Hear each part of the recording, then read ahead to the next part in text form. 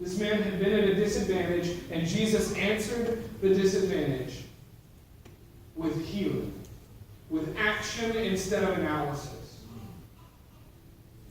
He didn't get bogged down in whose fault it was that this kid doesn't have anything to eat. He fed the kid. He gave the man his sight. And so we often in our society, we like to look at why. We like to try and figure out, well, they don't have health care because they got an iPhone. And we like to ascribe blame or fault. But the reality is there are kids hurting in our community.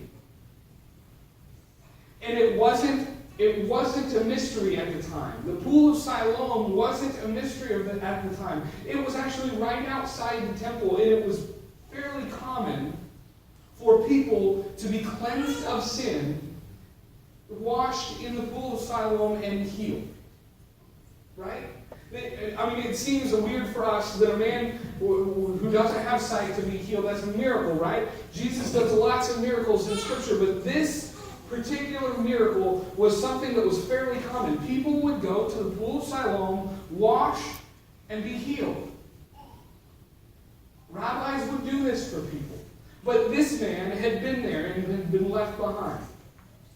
And they were more concerned about asking, why is he this way, than actually healing him.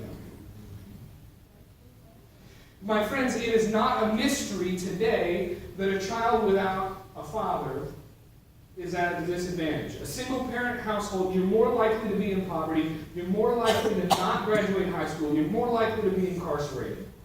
We know that. And we know that if you inject an adult male mentor into a young man's life that doesn't have an adult male at home, that incarceration rates decrease, reading retention increases, and the chance of the cycle of poverty can be ended. We know this. We know the solution, but sometimes we still get bogged down in who sinned. Why is it this way? And instead, Jesus says the problem of poverty, the problem of need, just needs action. The problem of education just needs action. You know, there are some things that people really widely know that not everybody knows. The value of an education. For every level of degree that somebody gets, high school diploma, associate degree, bachelor degree, master's degree, doctorate, for every different level of graduation, it represents a lifetime earnings potential difference of over $1 million.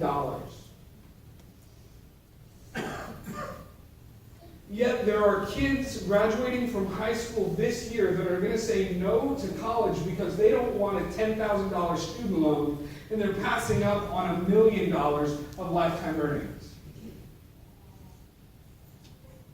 How can you break poverty if you don't know the value of education?